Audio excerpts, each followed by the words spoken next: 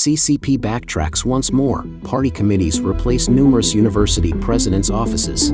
The unconventional strategies of China's tourism bureaus leave spectators astounded. Historic fraud in A-shares? Haipu reports 100 million yuan loss, investors devastated. Ominous signals. Is China's education sector set for a movement? She thought power bank hits shelves. Proliferation of learning platforms sparks debate. It's all covered in today's China Truths. CCP backtracks once more. Party committees replace numerous university presidents' offices. In recent years, the Chinese Communist Party has been consistently enhancing ideological control and indoctrination in various sectors, including national party and government institutions, enterprises, educational institutions at all levels, and the media. Numerous Chinese universities have merged the party committee's office and the president's office into a unified party and government office. On the 14th, Tsinghua University's committee issued a notice within the campus administrative system, announcing the integration of the responsibilities of the party committee's office and the president's office to form a party committee's office, referred to as the party and government office. This office functions as the institution responsible for party and government roles.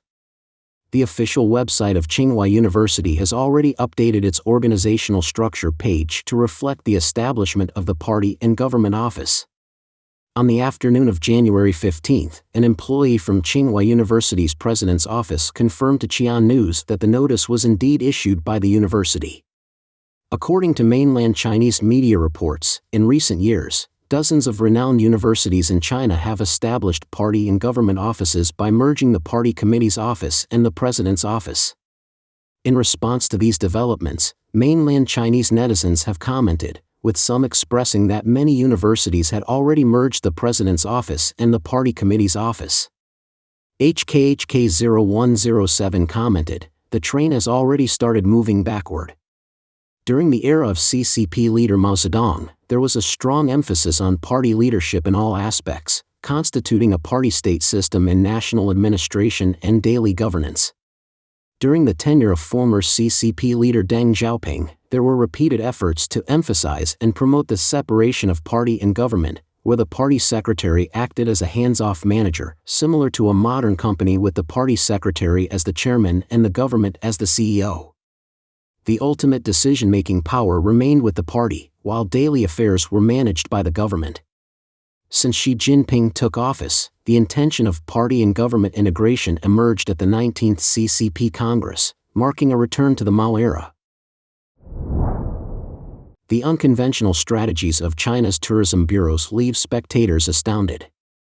The director of the Tourism Bureau in Acheng District, Harbin, Heilongjiang Province, recently wowed tourists by dancing at the Ice and Snow World, igniting a tourism boom in Harbin. In the current economic downturn in China, this seems to have become a lifeline for officials everywhere, prompting tourism bureau directors nationwide to come up with quirky strategies to attract visitors. Netizens exclaim, "Who would have thought that the most vibrant industry at the beginning of the year is the tourism bureau in various places?" Viral videos online show the director of the Tourism Bureau in Acheng District, Harbin, leading a group of young people in energetic dancing, causing cheers from the audience and creating a lively atmosphere. Subsequently, various provinces and cities have released their promotional videos. In a promotional video from Hunan, a group of young men appears shirtless, showcasing their muscles in front of a waterfall, with netizens teasing them for being seductive. On January 13, many netizens from Hunan reported receiving a text message from the Provincial Tourism Bureau, urging unmarried young men over 180 centimeters in height to report to the local tourism bureau, actively cooperate with local assignments, and contribute to the tourism and cultural work in our province. On the 14th, a series of promotional videos featuring handsome men from various Hunan attractions were released. However, the local tourism bureau denied sending related text messages. Some netizens revealed, Hunan tourism has entered a crazy state, sending out 28 videos, not closing even at 2 a.m., and posting 52 TikTok videos in less than 36 hours. On the 16th, the official account of Zhangjiajie National Forest Park released a video featuring several individuals dressed as zombies, moving to the rhythm of music with gestures resembling corpse driving. The video sparked criticism from netizens and was subsequently removed. According to Jiameng News, on the 15th, Ping Zhenhua and actors from Zhangjiajie Xiangxi's charming performance transformed into local Tujiao warriors, dancing to attract tourists. Onlookers recorded the scene on their phones, expressing admiration. Zhangjiajie is really going all out to attract visitors. Zhujiang mobilized young women with both fame and good looks in the province to shoot a video aimed at attracting tourists. Historic fraud in A-shares? Haipu Rui reports 100 million yuan loss, investors devastated. Shenzhen-based Haipu Rui Group, once a leading company in A-shares, has issued a public announcement claiming to have fallen victim to telecommunications fraud at its Italian subsidiary, Tiandao Pharmaceuticals. The company asserts a staggering loss of 11.7 million euros, equivalent to approximately 100 million Chinese yuan, marking the largest fraud case in A-share history and prompting market skepticism. The loss incurred by Haipu Rui's wholly owned subsidiary, Tiandao Pharmaceuticals, accounted for 60% of the company's net profit in the first 3 quarters of the previous year. Haipu Rui stated that it has filed a case with the Italian police, who have initiated an investigation. The incident may potentially impact the company's financial statements until December 31, 2023.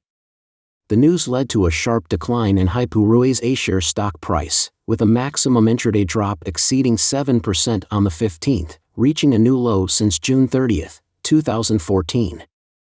Haipu Rui's A-share market value has plummeted to approximately 15 billion yuan, approximately $2 billion, a reduction of nearly 80% from its peak.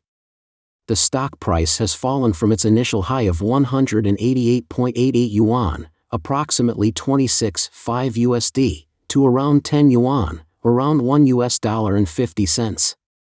The most affected parties are the numerous shareholders. Some investors find the event incredulous, considering Haipu Rui's long-standing involvement in the export business. Questions arise about how the company could fall victim to fraud. Speculations abound on the internet, with some suspecting collusion both internally and externally to transfer and deplete assets of the listed company. Others suggest that this might be a new method of clearing accounts, implying potential financial manipulation and falsification. According to reports from mainland media outlet Xilian News, a senior lawyer in Shenzhen expressed that based on past cases, recovering funds lost to fraud is extremely challenging, especially once funds have undergone multiple transfers. The substantial fraud suffered by Haipu Rui's subsidiary indicates significant flaws in its financial and risk control processes, beyond what can be explained by mere negligence. Ominous signals. Is China's education sector set for a movement? Caixin recently reported on the National Conference on Education organized by the Chinese Communist Party. Analysts suggest that, based on this conference, CCP leader Xi Jinping aims to initiate a movement in the education sector reminiscent of the Cultural Revolution. Caixin, known for exposing political struggles within official circles, has recently been active in unveiling aspects of the CCP. In its coverage of the National Conference on Education on the 13th, Caixin boldly summarized the core of the meeting in bold letters in the headline, requires 18.8 million teachers to elevate political standpoint, emphasizing the political nature of education instead of its educational nature, urges seeing education beyond education, grasping its 3 attributes, political, strategic, and livelihood. Some netizens summarized that the so-called political nature essentially means turning all educational subjects into slaves, willing and happy slaves who contribute everything to their masters. Others concluded that the 3 attributes of education are essentially about loyalty to the regime, maintaining stability, and fostering internal competition. The political attribute is about teaching students to be loyal to the government. The strategic attribute is about educating students that the government is superior to everything else, and the livelihood attribute means that the people must understand that their well-being depends on the government. In essence, authorities demand that teachers first engage in brainwashing. An independent researcher analyzed this in a lengthy article, stating that many aspects of this National Conference on Education by the CCP are groundbreaking. It indicates what the future of education will be and what our children will be learning. For instance, The emphasis on firmly grasping the livelihood attribute highlights a shift towards practicality, promoting vocational education, encouraging early graduation, early employment, early marriage, and early childbirth, ultimately addressing the most significant aspects of livelihood. The researchers stated that the Education Ministry's call to view education beyond its traditional role implies assigning non-educational functions to the education sector. Specifically, this involves 2 points. Firstly, providing a workforce for China's low-end production. The new track designed by the party state involves most children completing compulsory education in junior high, entering vocational and technical schools for 2 or 3 years, graduating around 18 years old, entering society, and getting married and having children around the age of 20. Secondly, in terms of ideology, the main focus of future education will be class struggle, international struggle, and read and expert education content, weakening individuality and instilling a collective mindset. The researcher concluded by predicting that, considering the Education Ministry has listed political attributes as the foremost attribute of education, a large-scale youth ideological transformation movement similar to the old Maoist up to the mountains and down to the countryside movement is inevitable within the next 5 years. She Thought power bank hits shelves, proliferation of learning platforms sparks debate. From Study Strong Nation to Revival Number 1, the Chinese Communist Party has continuously rolled out platforms for studying She Thought in recent years. Previously, state media Guangming Daily introduced an electronic product called the Xi Jinping Thought Power Bank, which allows people to charge their phones while listening to She Thought, sparking discussions. On January 16, photos of the Xi Jinping Thought Power Bank went viral online. The red-colored Thought Power Bank features the slogan, "Charge your phone, empower your thoughts." Reportedly introduced by mainland official media Guangming Daily, the product was distributed to some delegates of the CCP National People's Congress last year. According to the introduction, the product is based on the content of Xi Jinping's Governance of China, Volumes 1 to 4, and includes audio interpretations by 72 so-called experts from Guangming Daily. The audio content, totaling 560 episodes, each around 10 minutes long, aims to make She Thought more accessible and impactful for CCP members, officials, and the general public. Gao Sai, deputy editor-in-chief of Guangming Daily responsible for developing this multimedia product, claimed that the She Thought Power Bank is different from traditional teaching materials. It connects online and offline, combining virtual programs with tangible products. The content is also distributed simultaneously on audio broadcasting platforms such as Himalaya and Qingting FM, as well as on social media platforms like Sina Weibo, expanding the reach and influence of the propaganda. This move sparked public criticism, with netizens posting on social platforms, "The indoctrination education must never slacken," flattering to the point of shamelessness. The North Korean influence is becoming stronger, no longer eligible to mock North Korea. Didn't expect them to be shameless to this extent, feels like we're returning to the era of the Cultural Revolution. In fact, items related to She Thought have appeared multiple times. In 2022, the government of Nanning distributed so-called She Thought Learning Series pocketbooks to factories, communities, streets, towns, villages, mining hospitals, and school classrooms, sparking public discussions. From the Study Strong Nation app to Revival Number 1, the CCP has introduced various platforms in recent years, requiring the public to study She Thought and conducting assessments of learning achievements in various ways, including incorporating it into the National College Entrance Exam to indoctrinate students. This large-scale brainwashing campaign of the public has attracted attention from foreign media. Last year, a promotional video for the Revival Number 1 app caught the attention of the Washington Post, which quoted Olivia Chung, a researcher at the School of Oriental and African Studies, University of London, saying, "It's everywhere, it has permeated society." However, nearly 90% of Chinese people show no interest in She Thought.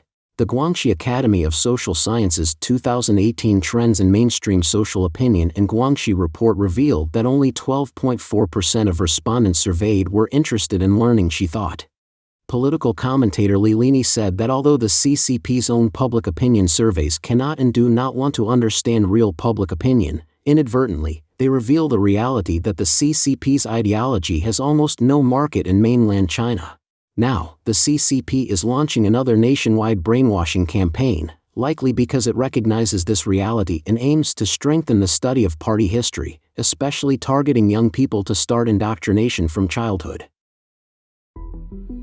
Don't forget to leave a comment in the section below to share your opinions on today's topic with us. Make sure to like and subscribe to see more interesting topics from China Truths.